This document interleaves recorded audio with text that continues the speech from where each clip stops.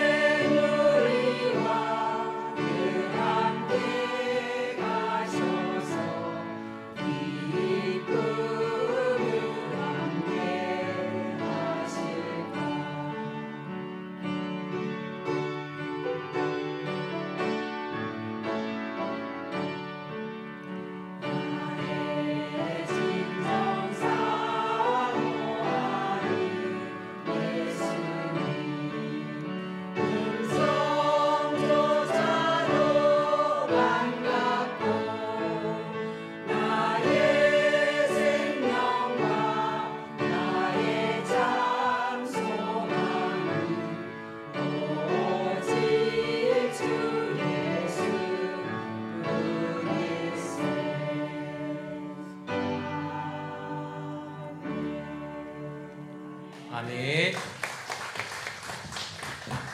감사합니다. 네. 지난번에 우리 집사님들 특송하실 때 두 분이 나오셔서 오늘 권사님들 특송이라 그래서 두 분만 빼고 다 나오실까봐 걱정했는데 그래도 앞에 앉아 계신 분들 우리 장로님들도 계시고 우리 원로 권사님들도 계시고 많은 분들이 이렇게 함께 예배의 자리에 나오셔서 또 우리 특별히 우리 시무 권사님들의 아름다운 찬양으로 함께 하나님께 영광 돌릴 수 있어서 참 감사합니다. 옆에 계신 분들 이렇게 환영해 주셨으면 좋겠습니다. 반갑습니다. 환영합니다. 축복합니다. 네, 잘 오셨습니다. 날씨가 참 좋습니다. 어제 오랜만에 저희 이제 어머니 아버지 댁에 다녀왔는데요. 저희 아버지 댁 그 마당에 앉아 있는데 날씨가 너무 좋은 거예요. 아침 저녁으로는 선선한 바람이 불면서 이 쾌청한 날씨 덕분에 참 기분 좋은 나날을 보내고 있습니다. 이 시간 우리가 함께 예배할 때에 또 하나님께서 우리에게 그 기분 좋은 하나님의 은혜와 사랑을 충만하게 부어주실 줄로 믿습니다. 우리가 지난 시간에 함께 살펴봤던 말씀을 잠깐 되짚어보면요. 지난 시간에 살펴보았던 왕의 이름은 므낫세라고 하는 왕에 대해서 함께 살펴봤어요. 이 므낫세는 어떤 왕이었냐 하면요. 남유다에서 가장 패역한 왕으로 1, 2위를 다투던 아주 끔찍한 왕이었습니다. 므낫세는 어떻게 하면 하나님을 괴롭게 할까 고민하는 사람처럼 하나님이 보시기에 좋지 않은 악행만을 골라서 행했습니다. 마치 제가 지난주 설교를 시작하면서 금쪽 같은 내 새끼에 나오는 그놈 새끼들처럼 그렇게 말썽을 많이 부렸던 그런 왕이었어요. 하나님께서 이 므낫세에게 혹독한 대가를 치르게 하십니다. 어떤 일이었냐 하면 오랫동안 잠잠했던 아수르가 유다를 침략하면서 이 므낫세 왕은 바벨론의 포로로 잡혀가게 됩니다. 제가 생각할 때에 이 므낫세 왕이 그동안 저질렀던 일과 므낫세 왕의 그 패역한 모습을 보면 마땅히 그가 당해야 할 일이었음에도 불구하고 하나님은 이 므낫세의 기도를 들어주시고 그를 다시 유다로 돌아오게 하시고 심지어 다시 유다의 왕의 자리에 앉혀주십니다. 역대하 33장 말씀을 보면요. 비로소 므낫세가 여호와께서 하나님이신 줄 알게 되었다라고 기록하면서 므낫세 왕에 대한 이야기가 마무리됩니다. 이 므낫세는 무려 남유다의 왕으로 55년 동안이나 나라를 통치합니다. 그리고 도표를 한번 보여주시면요, 므낫세의 아들인 이름이 뭐라고 기록되어 있나요? 아몬이라는 왕이 새로운 남유다의 왕의 자리에 오릅니다. 22살에 왕이 된 아몬은요, 몇 년 동안 왕이 되었습니까? 2년 만에 왕의 자리에서 내려오게 돼요. 그의 믿었던 신하에게 살해를 당하면서 그의 2년 동안의 왕에 대한 일은 마무리되고 불과 성경에 단 8절 그에 대한 이야기가 기록되어 있어요.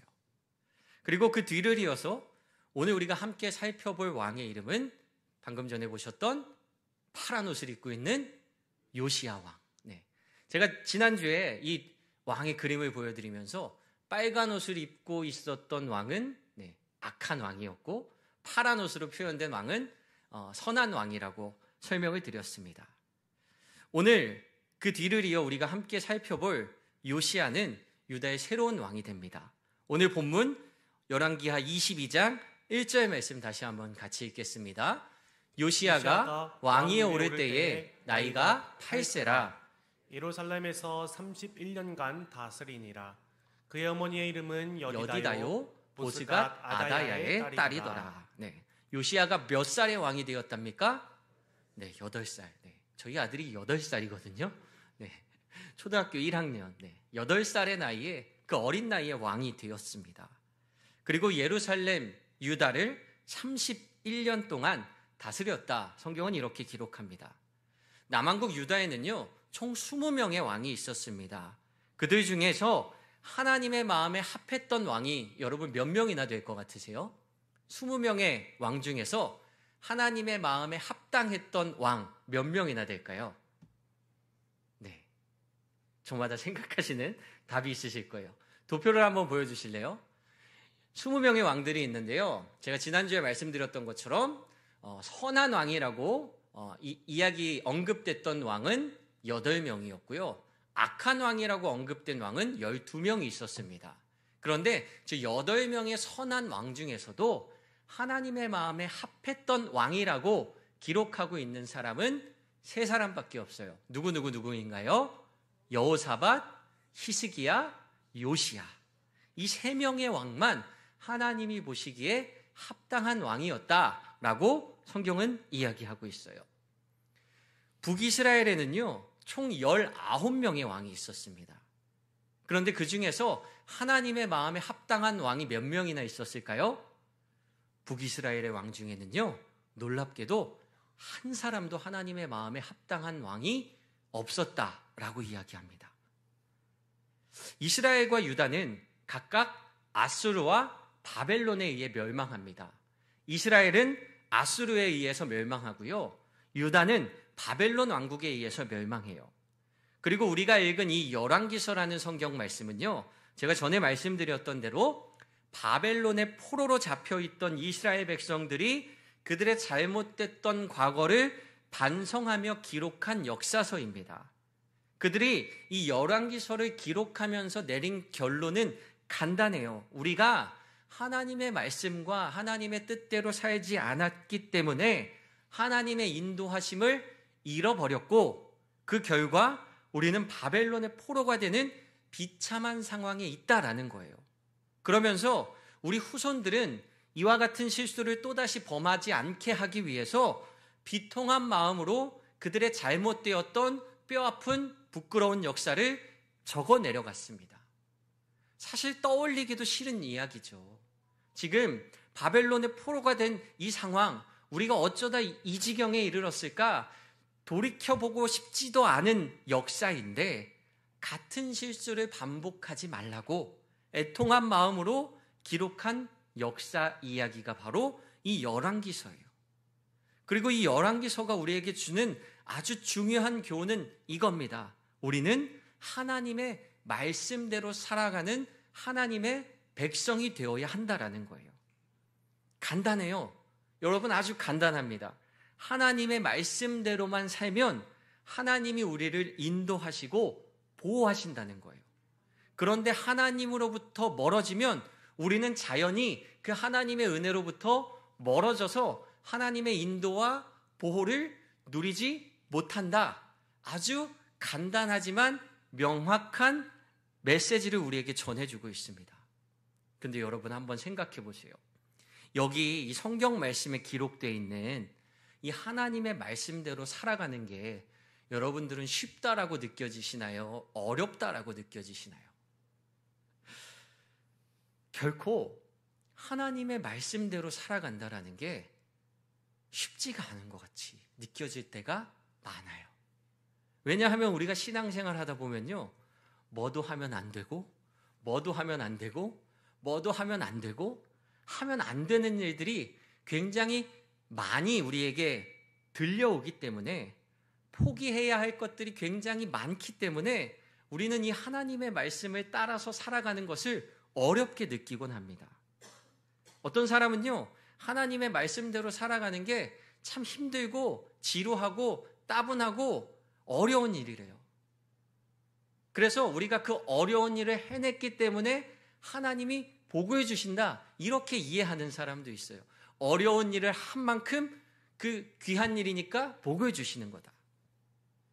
어제 이제 저희 집에 내려가서 오랜만에 부모님하고 이야기를 나누는데, 저희 어머니 아버지가 젊은 시절에 신앙생활을 아주 열심히 하시는 모습을 보고 옆집에 사시는 그 아주머니께서 나도 교회를 좀 가보고 싶다라고 넌지시 이야기를 하시더래요.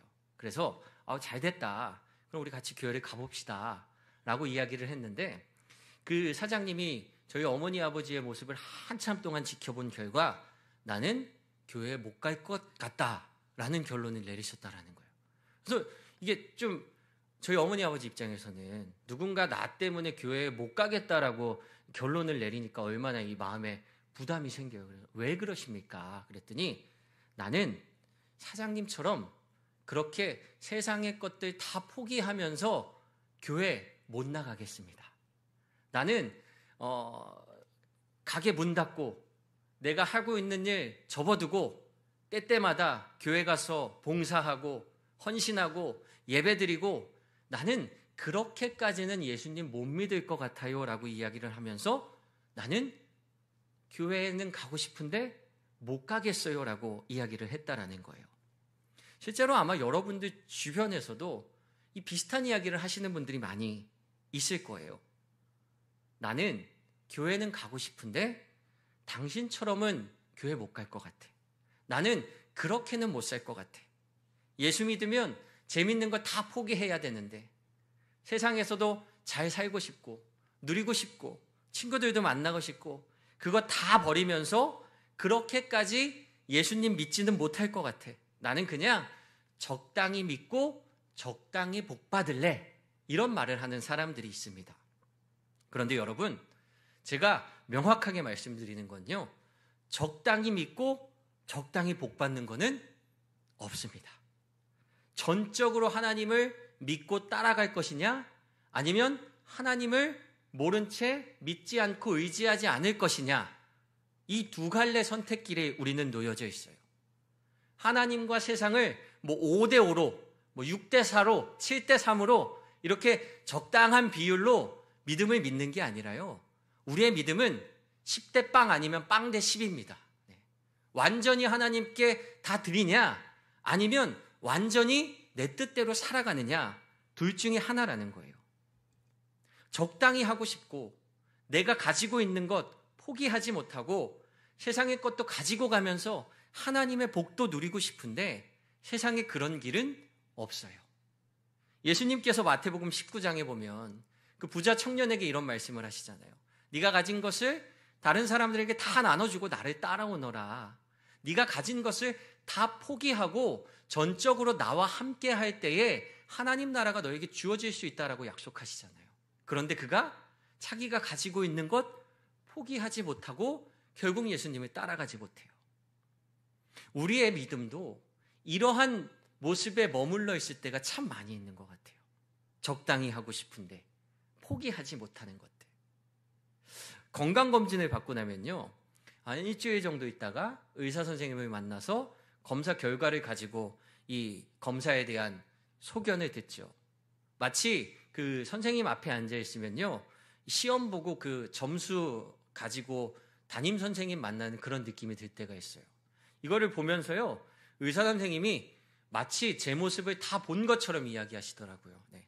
밤에 주무시기 전에 야식 많이 드시죠? 네. 수면 생활 안 좋으시죠? 네. 운동 안 하시죠? 어떻게 보지도 않고서 제 생활을 그렇게 잘 하시는지. 제가 그동안 살았던 삶의 성적표가 그 건강검진 그 문진표에 다 나와 있는 것 같아요. 그러면서 의사 선생님이 이렇게 이야기합니다. 이제부터 운동하셔야 됩니다. 그죠? 그리고 수면 습관도 중요합니다. 그리고 마지막으로 식습관 고치셔야 돼요. 맵고 짠 음식 먹으면 안 되고, 기름에 튀긴 것도 먹지 말고, 고기 육류 줄이라 그러고, 채소 많이 먹으라 그러고, 탄수화물도 많이 먹지 말래요. 그 얘기를 듣고 나면 세상에 좋은 것, 즐거운 것 다 포기하라는 것 같은, 마치 무슨 사망 선고를 받는 것 같은, 네, 그런 무거운 마음이 들게 됩니다. 난생 처음 보는 의사 선생님이 왜 저에게 이것저것 다 하지 말라고 이야기합니까? 저를 불행하고 지루하고 따분한 삶으로 몰아놓고 자기 혼자 맛있는 거 먹으려고 그런 얘기하는 거 아니잖아요. 의사로서 환자가 건강한 삶을 살아가기 위해서는 이렇게 해야 한다라고 잔소리를 해줍니다. 그 의사 선생님이라고 맨날 보는 사람마다 똑같은 잔소리를 해야 하는데 기쁜 마음으로 하겠습니까? 이 사람을 사랑하는 마음, 이 사람을 위한 마음으로 사명감을 가지고 해주는 고마운 잔소리예요. 그런데 우리는 어떻습니까? 듣고 싶지 않고 차라리 안 들었으면 좋았을 텐데, 고기를 먹으면서 그 의사 선생님이 괜히 막 미워지고, 야식을 먹으면서도 그 의사 선생님의 소리가 다시 한번 생각나면서 괜히 의사 선생님을 원망하게 되고, 그런 우리의 모습들을 바라보게 돼요. 우리가 하나님의 말씀을 따라서 살아가는 것도 마찬가지인 것 같아요. 하나님께서 우리의 삶을 따분하고 재미없고 지루한 삶으로 몰아넣으시려고 이것도 하지 말고 저것도 하지 말고 이렇게 해야 되고 저렇게 해야 되고 우리의 삶을 통제하고 억압하시는 것이 결코 아닙니다. 하나님이 우리에게 말씀하시는 이유는요, 우리가 하나님과 좋은 관계를 맺음으로 인해서 하나님으로부터 선한 영향력을 받고 하나님이 주시는 충만한 은혜와 사랑 가운데 날마다 새롭게 되는 은혜를 누리게 하시기 위해서 하나님은 이 말씀을 통해서 우리에게 계속해서 우리를 부르시는 거예요. 물론 하나님이요, 우리를 강제하시진 않습니다. 성경을 보니까요, 하나님이 제 마음 같아서는 말 안 들으면, 저는 저희 아이가 말 안 들으면 억지로 이빨을 닦게도 하고 억지로 옷을 갈아입게도 하고 억지로 샤워를 하게도 만드는데, 하나님은 저를 인격적으로 대하셔서 하나님 마음대로 억지로 제 삶을 막 이래저래 끌고 가시진 않으세요. 내가 선택할 때까지 기다려주시고 제가 다시 하나님의 곁에 갈 때까지 하나님은 그냥 끊임없이 그 자리에서 저를 기다려주고 계십니다. 하나님은 우리를 강제하지 않으세요. 하지만 먹고 싶은 대로 마음대로 다 먹는 사람이 나중에 울고불고 의사 선생님 찾아가듯이 우리가 내 마음대로 내 뜻대로 살다가는 나중에 울며불며 하나님을 찾게 되는 일이 생긴다라는 거예요. 우리는 여기 기록된 이 하나님의 말씀대로만 살아가면 됩니다. 우리 믿음의 선조들이요, 하나님을 만나고 경험했던 일들을 여기다 다 기록해놨어요. 그리고 어떻게 하면 하나님을 우리가 만날 수 있는지, 하나님이 어떤 방식으로 우리를 사랑하시는지, 하나님이 어떻게 우리 삶에 역사하시는지 이 성경을 통해서 우리에게 다 말씀해 주셨어요. 우리가 복받고 천국 가는 비법이요, 저 깊은 산속 어디 들어가서 5년, 10년 돌을 닦아야만 깨우칠 수 있는 것이 아니라 이 여기 기록된 하나님의 말씀을 통해서 너무나도 쉽고 친절하고 자세하게 하나님이 우리에게 말씀해 주셨다라는 거예요. 그러면 우리는 이 말씀을 가까이 하고 하나님과 친히 교제하는 삶이 되면 됩니다. 오늘 성경 말씀에 등장하는 요시야 왕은요, 하나님의 말씀을 발견하는 놀라운 은혜를 경험하게 됩니다. 요시야가 왕이 된 지 18년이 되던 해에 서기관 사반을 하나님의 성전에 보내며 이렇게 명령합니다. 열왕기하 22장 4절과 5절 말씀 세번역 성경으로 같이 읽습니다. hil기야가 대제사장에게 올라가서 백성이 주님의 성전에 바친 헌금, 곧 성전 문지기들이 백성으로부터 모은 돈을 모두 계산하도록 하고 그 돈을 주님의 성전 공사 감독관들에게 맡겨 일하는 인부들에게 품삯으로 주어 주님의 성전에서 파손된 곳을 수리하게 하시오. 그가요, 그동안 성전에 모았던 그 헌금을 가지고 계산해서 성전을 수리하는 일을 맡기게 됩니다. 그 도표를 다시 한번 쭉 보여주실래요? 왕들이 20명이 있는 도표.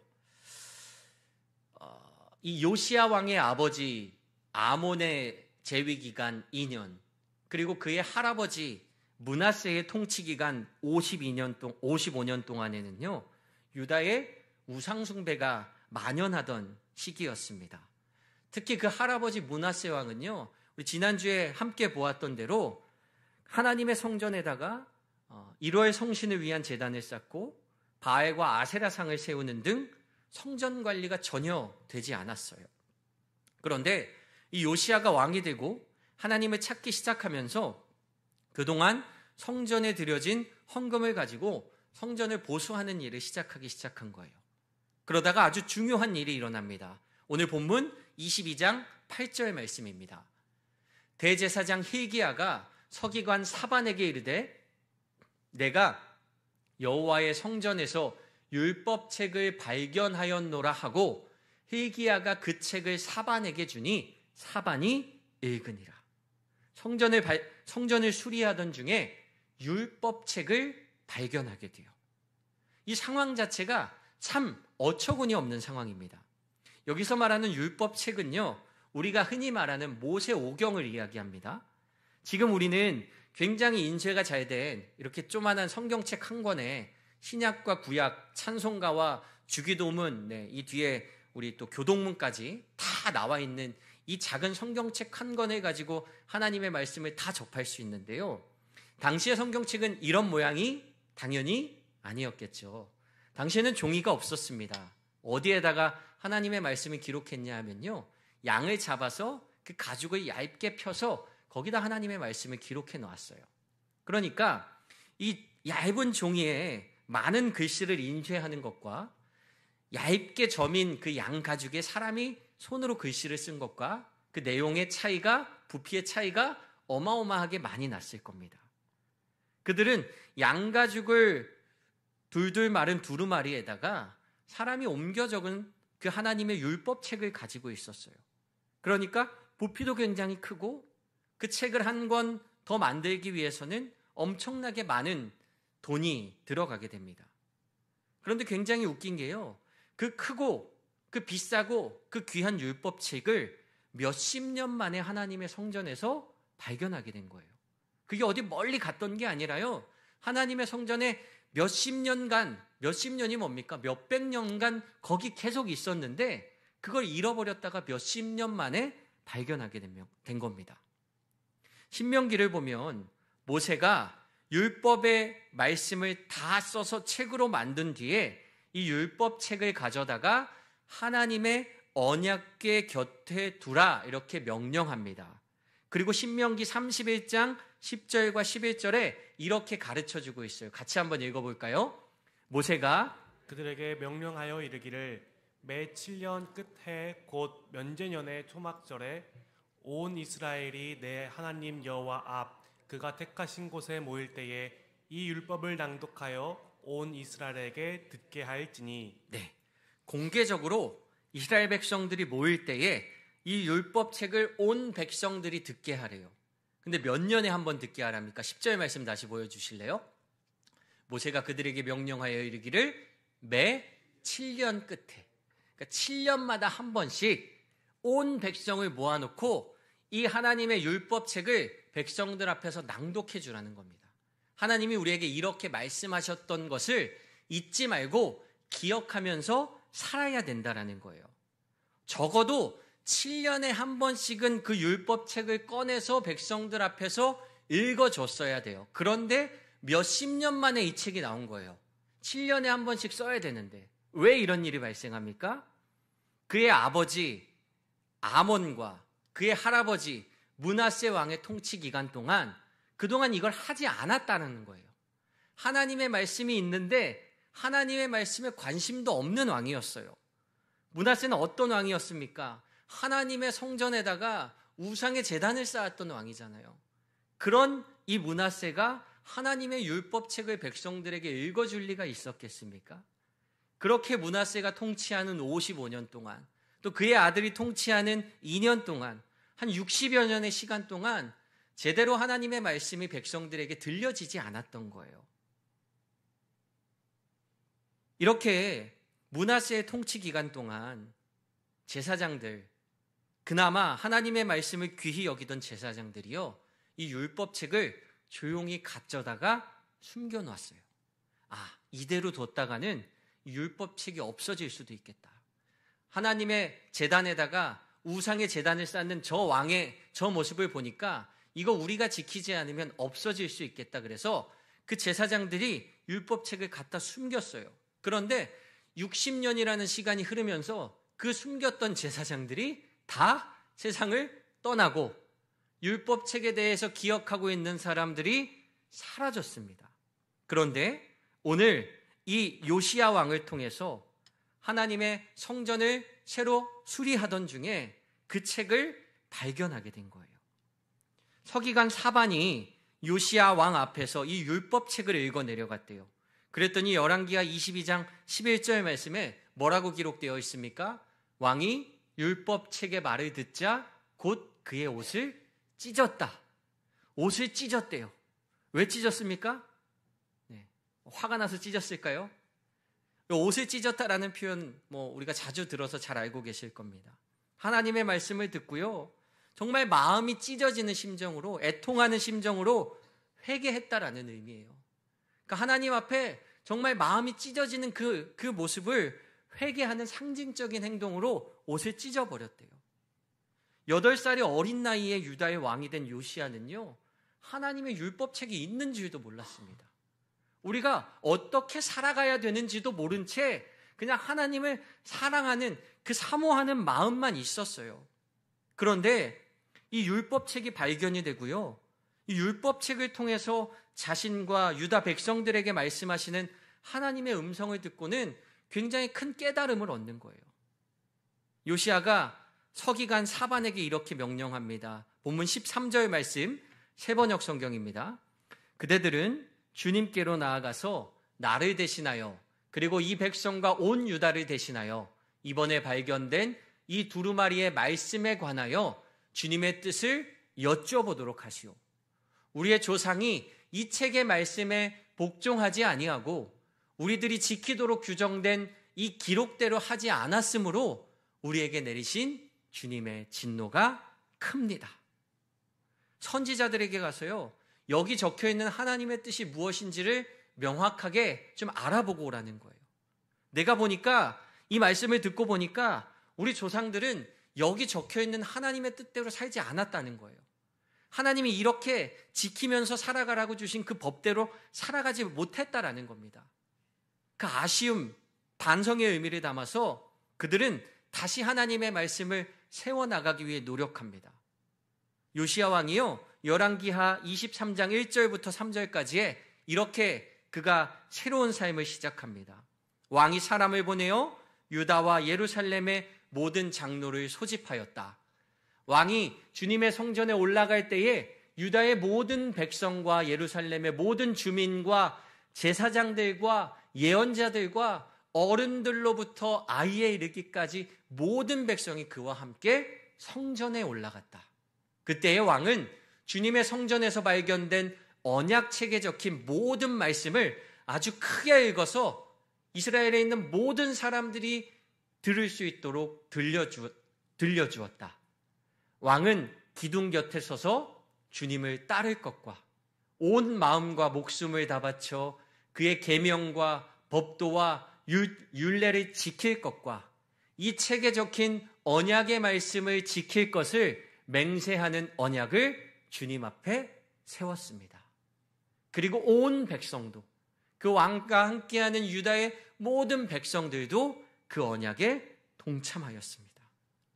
요시야 왕을 시작으로 온 백성이 하나님의 언약에 동참하기 시작하는 거예요. 하나님의 언약이라는 게 뭡니까? 너희들이 하나님의 백성으로서 하나님이 다른 어려운 건 요구하시는 게 아니라 하나님만 의지하면서 살면, 나와 함께하면 하나님께서 그 삶을 책임지고 인도하시겠다라는 약속이잖아요. 이스라엘 백성들은 이것만 하면 됩니다. 그들은 하나님의 말씀을 기억하며 그 말씀대로만 살아가면 돼요. 그 약속대로만 살면요, 하나님이 계약해 주셨어요. 내가 너희들을 책임지고 인도해 주겠다. 이 하나님의 약속이 있기 때문에 우리는 기쁨으로 주님을 따를 수 있는 삶이 되는 겁니다. 우리는 이 하나님의 약속을 믿는 하나님의 백성들이기 때문에 세상에 미련을 둘 필요 없이 세상의 그 작은 것, 하나님, 제가 하나님을 7대3으로 믿을게요. 그래도 하나님이 7이에요. 대신 3만 제가 세상에 미련을 가지고 살아가게 해주세요. 그 3의 미련을 갖지 않아도 된다라는 거예요. 3이 아니라 2, 1, 하나도 미련을 갖지 않고 온전히 모든 것을 하나님을 믿고 따를 때에 하나님이 우리의 삶을 책임지고 인도해 주신다라는 약속을 해주셨기 때문에 우리는 세상에 미련 없이 하나님을 쫓아갈 수 있는 삶이 된다라는 겁니다. 열심히 하나님을 믿고 따르고 의지했어요. 근데 하나님이 네가 나를 열심히 따르긴 했는데 내가 이제 와서 생각해 보니까 너를 완전히 책임져 주지는 못할 것 같아. 조금 더 열심히 해봐. 그럼 그때 가서 해줄게. 나도 확실히 알 수가 없어. 이렇게 알 수 없는 아리까리한 약속을 하신 게 아니라요, 나만 믿고 따라오면 내가 너희들을 책임져주는, 나는 너희들의 하나님이야 라고 분명하게 약속하셨다라는 거예요. 그 약속을 믿고 가기 때문에 우리는 세상의 미련을 과감히 떨쳐버릴 수 있는 하나님의 백성들이 될 수 있다는 겁니다. 이스라엘의 많은 왕들이요, 그들이 좋을 때는요, 그들이 힘들고 어려울 때는요, 하나님께 모든 걸 다 걸어요. 우리가 여태까지 열왕기서를 살펴보면서 수없이 많은 북왕국 이스라엘과 남왕국 유다의 왕들에 대한 이야기를 들으셨잖아요. 다시 한번 깊이 떠올려 보세요. 그들이 굉장히 힘들고 어려운 상황에 의지할 게 하나님밖에 없을 때 어쩔 수 없이 10대 0으로 하나님을 의지해야 하는 순간에 하나님을 전적으로 의지합니다. 그때 하나님은 놀랍게 그들을 복주세요. 심지어 므낫세 왕까지. 그 악행을 저질렀던 므낫세 왕이요, 포로로 잡혀가서 기도하고 모든 건 내려놓고 하나님께 나아가니까 하나님 그런 므낫세 왕의 기도까지 들으셨습니다. 그런데 시간이 지나면서요, 내가 의지할 수 있는 게 생기잖아요. 내가 세상에 내 힘으로 할 수 있는 것들이 하나둘 생기잖아요. 그렇게 주님과 점점 멀어지면서 그들은 하나님과의 관계가 완전히 허물어졌던 이 비참한 역사를 우리가 열왕기서를 통해서 살펴봤어요. 우리는 온전히 하나님만 믿고 의지하는 주님의 백성들이 되기를 소망합니다. 여기에 이 성경에 기록된 수많은 이야기를 통해서 하나님이 우리에게 어떻게 약속하셨는지, 그 약속을 어떻게 지키시는지, 약속을 지켰을 때 어떤 복이 주어지는지, 약속을 지키지 못했을 때 그들의 최후는 어떤 모습이었는지, 여기 있는 이 성경의 말씀을 통해서 우리에게 끊임없이 하나님 말씀하고 계세요. 그러면서 우리에게 요구하시는 것은 딱 한 가지 간단합니다. 너희들은 나의 백성이고 나와 함께하는 나의 자녀들이다라는 거예요. 그것만 기억하고 가면요, 하나님이 우리 삶을 인도하신다라는 겁니다.